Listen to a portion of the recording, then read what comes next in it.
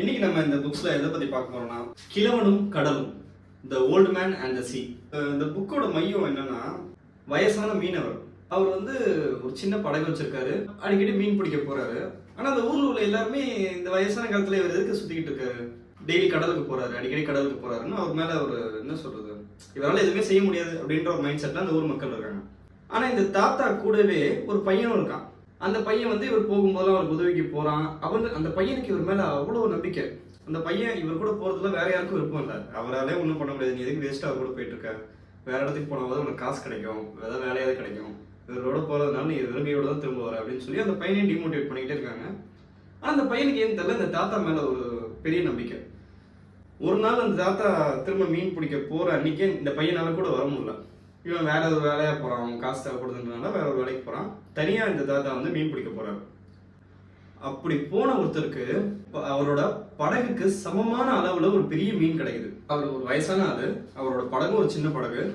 அதை வச்சுட்டு அவ்வளவு பெரிய மீனை பிடிக்கிறதுன்றது சாதாரண விஷயம் இல்லை. அது ஒரு இளம் வயதுக்காரனாலே செய்ய முடியாத ஒரு விஷயம். ஆனா அந்த தாத்தா அவரோட முழு முழு பவரையும் போட்டு அந்த மீனை பிடிக்கிறாரு. அவர் அது மீனை தூண்டில மாட்டினோடனே ரொம்ப கஷ்டப்பட்டு அதை மேல வரைக்கும் இழுக்கிறாரு. ஒரே இழுப்பா இருந்தா கை தந்துடும். நல்லா பொறுமையா அதை இழுத்து மேல கடலோட மேல் மட்டத்துக்கு வர வச்சு அதை ஒரு கத்தியால குத்தி ரொம்ப கஷ்டப்பட்டு அதை கொண்டு அவர் படகோட சேர்ந்து கட்டிட்டாரு. அதை பிடிச்சிட்டு வரும்போது அந்த மீனோட ரத்த வாடப்பட்டு சுறாக்கள் இவர் படகை சுத்தி வருது.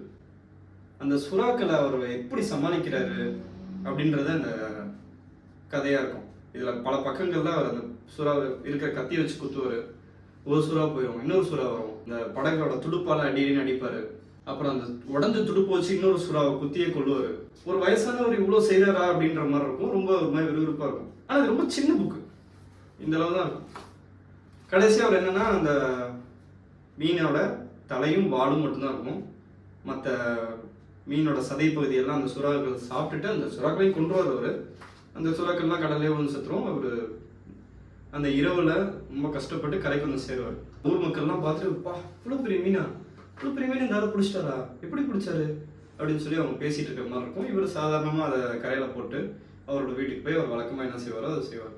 எனக்கு இதை ஃபர்ஸ்ட் படிக்கும் போது எனக்கு ஒரு இதுவே இல்லை, என்னடா தாத்தா எந்திரிக்கிறாரு, போறாரு, மீன் பிடிக்கிறாரு, கரைக்கு போட்டுட்டு வீட்டுக்கு போய் வேலையை பார்க்கறாரு. இது ஒரு பெரிய கதையா? எதுக்கு இந்த புக்கு சாதாரணமா இல்லை. இந்த புக்கு நோபல் பரிசு பெற்ற புக்கு. பள்ளிக்கூடங்கள்ல இதை பாடமா எடுக்கிறாங்க. அப்படி என்னதான் இருக்கும் அப்படின்னு சொல்லிட்டு கொஞ்சம் ரிசர்ச் பண்ணி பார்த்தா நம்ம எல்லாரோடையும் இந்த புக்கை மேட்ச் பண்ணி பார்க்கலாம். நம்ம எல்லாருமே ஏதோ ஒரு போராட்டத்துல தான் இருக்கும். அது குடும்பமா இருக்கலாம், தொழிலா இருக்கலாம், கடனா இருக்கலாம். நம்ம எல்லாருமே ஏதோ ஒரு போராட்டத்துல இருக்கோம். அந்த ஒவ்வொரு போராட்டத்தையும் நம்ம எப்படியாவது ஜெயிச்சாகணும்னு முயற்சி பண்றோம். நிறைய கஷ்டப்படுறோம், பல நேரங்களை துவண்டு போறோம். ஆனா இந்த போராட்டத்துல நான் ஜெயிச்சே ஆவேன் அப்படின்னு உறுதியா இருக்கிறவங்க அந்த போராட்டத்துல ஜெயிக்கிறாங்க. Unless you die, you can't lose. நீங்க சாகிற வரைக்கும் நீங்க தோத்துட்டீங்கன்னு அர்த்தம் இல்லை. ஸோ சாகிற வரைக்கும் முயற்சி பண்ணலாம் அப்படின்ற ஒரு கருத்து தான் இந்த புக்ல இருக்கு.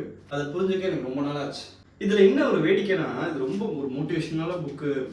வாழ்க்கையை வாழ்றதுக்கு நமக்கு தேவையான ஒரு உத்வேகத்தை தரும் அப்படின்னு சொல்றோம். ஆனா இந்த புக்கை எழுதின இந்த புக்கோட ஆத்தர் ஹெர்னஸ்ட் ஹெமிங்வே சூசைட் பண்ணி செத்து போயிட்டார். ஊருக்கு அட்வைஸ் பண்ற எல்லாருமே அதை ஃபாலோ பண்ணுவாங்கன்னு அர்த்தம் இல்லைல்ல.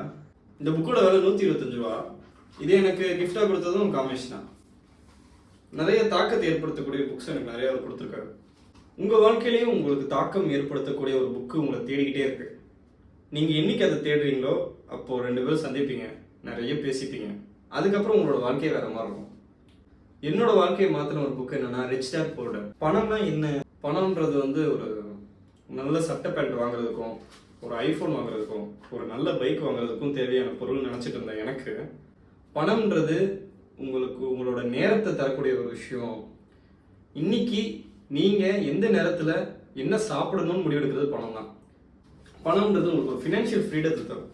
நீங்க நினைச்சது செய்யறதுக்கு உங்களுக்கு ஒரு நல்ல டைம் தரும் அப்படின்னு எனக்கு புரிய வச்சது ரிச் டாட் புவர் டாட் அப்படின்ற ஒரு புக்கு.